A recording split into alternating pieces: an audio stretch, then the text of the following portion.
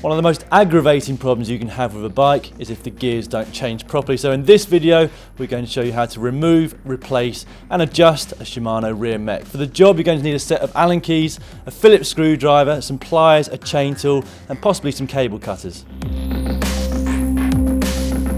You'll first need to remove your chain. If you haven't already done this, you can find out exactly how to do it with our video here.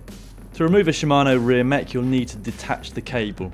Put the mech to the smallest sprocket using your STIs, pull the cable crimp off the end of the inner cable using some pliers, then undo the cable crimper bolt by unscrewing it anti-clockwise. On our Dura Ace model this requires a 4mm Allen key, but for some old models you may require a 5mm.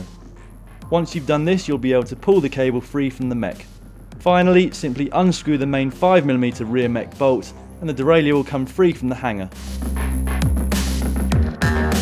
To attach the rear mech back to the frame, place the main bolt against the rear mech hanger and use your 5mm Allen key to turn it clockwise until it bites. Once started, it should be easy to tighten. If it isn't, it might be cross-threaded, so remove it and start again. Before you tighten it too much, make sure that the B tension screw on the rear mech is behind the stop on the hanger. This is what keeps the rear mech spring-loaded.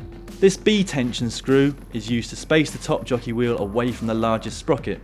If the jockey wheel is too close, then the chain won't shift into the top sprocket because they'll be overlapping. Unscrew it anti-clockwise until there's about a 1 cm gap between the top jockey wheel and the largest sprocket.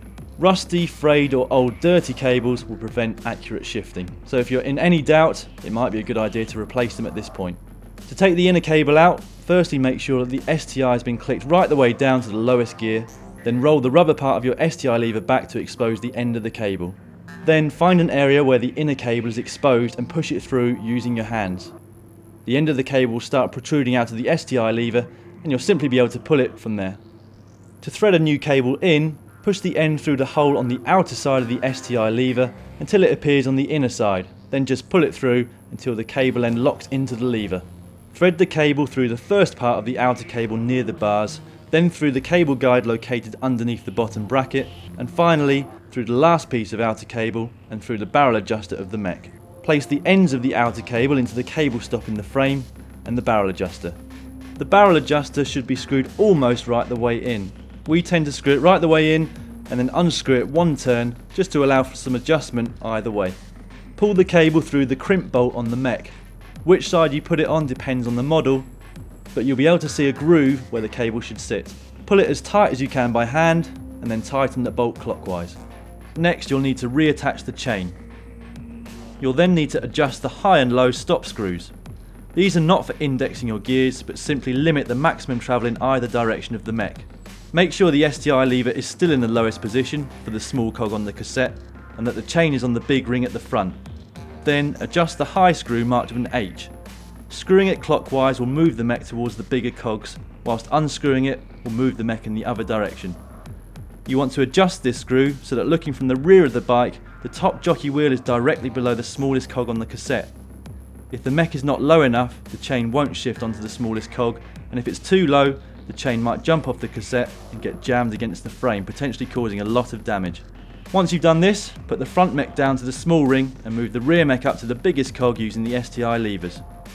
If the chain won't go all the way up to the biggest sprocket, it means that there is either not enough tension on the cable or the L screw is too far in. To check if it's the cable tension, push the mech upwards using your finger and thumb whilst turning the pedals. If it then goes into the big sprocket, then it's the cable tension that is the problem.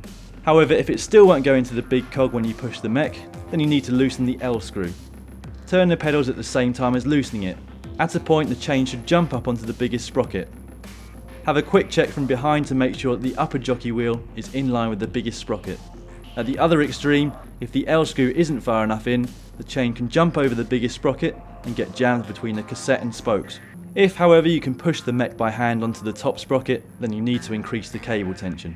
To do this, unscrew the barrel adjuster on the rear mech anti-clockwise, like this, until it jumps onto the biggest sprocket.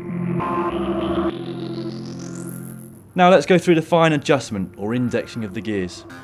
Start in the smallest sprocket and then using the STI shifter, click up one gear. If it doesn't go onto the next sprocket up, increase the cable tension by unscrewing the barrel adjuster anti-clockwise until it does jump up. Put it back to the smallest cog and try it again to make sure it works. Click up each of the sprockets one at a time until you're satisfied that the chain moves up the cassette correctly. Repeat these steps starting on the big sprocket and going back down the cassette. Make sure that it also works when you're on the biggest and smallest chainrings on the front. If the chain movements between cogs are inconsistent, i.e. it works on one part of the cassette but not all of it, then you may well have a bent rear mech hanger, bent derailleur cage, or some friction in your cables. Last but not least, if you have replaced the inner cable, you'll now need to cut the end off it using some cable cutters, leaving around 1 inch or 3 centimeters of cable protruding through the end. Then put a cable end cap on and crimp it into place lightly using some pliers. What mechanical issues have you got? Let us know down below and we'll try and produce a video to help you out. For more videos like this, go to www.youtube.com/GCN.